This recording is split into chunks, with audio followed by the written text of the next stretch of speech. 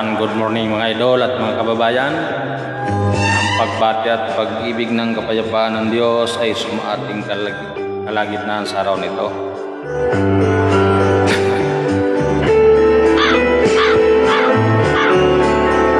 Shout out sa ating mga followers diyan na walang sawang sumusubaybay.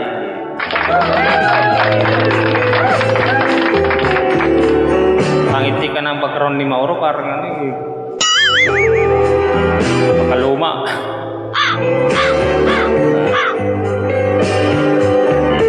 Hayaan nyo na mga idol at maganda naman.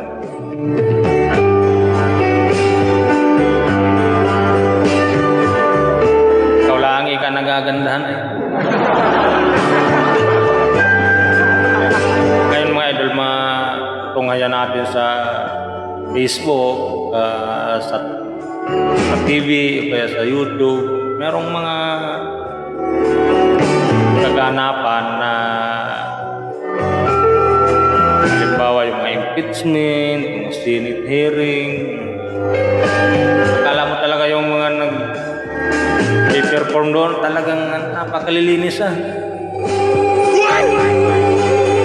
Akala mo makahatol ay talagang sila na yung walang salaan. Ayun.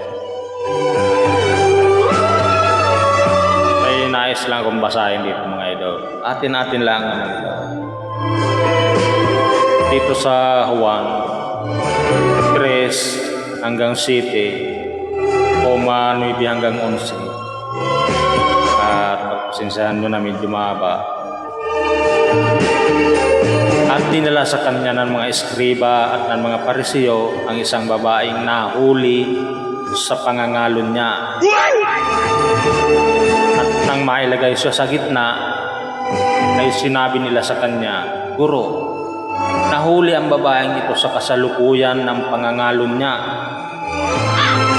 Huling-huli sa akto ito mga idol eh. Sa kautusan nga, ay pinag-utos sa amin ni Moises na batuhin ang mga ganyan.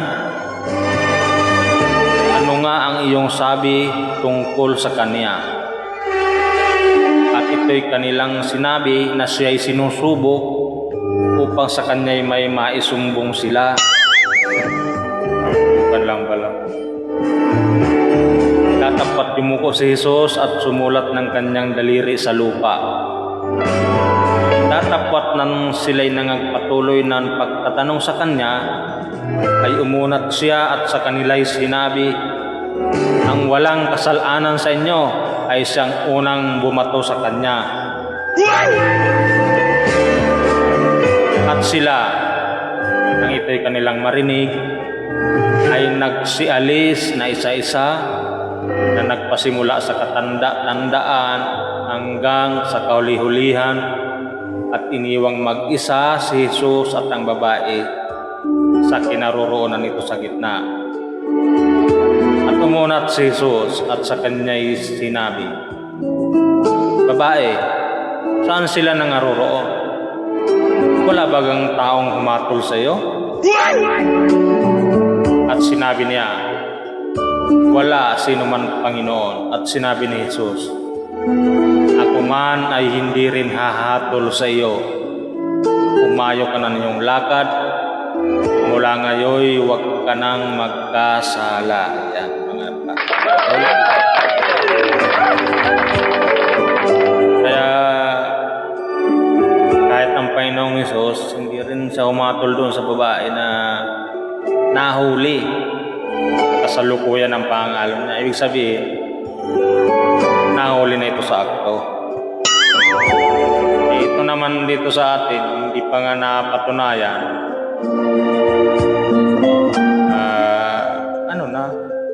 Hinahatulan na nila. Condemned. Kaya hanggang dyan muna mga idol. Hanggang sa muli, kung lulubin ng Panginoon at pahintulot ng Diyos na tayo'y makapaglingkod sa pamamagitan nitong ating pagbabasa. At mananatili pong sa Diyos ang lahat ng karangalan at ang kapurihan at pagkailanman. Salamat sa Diyos.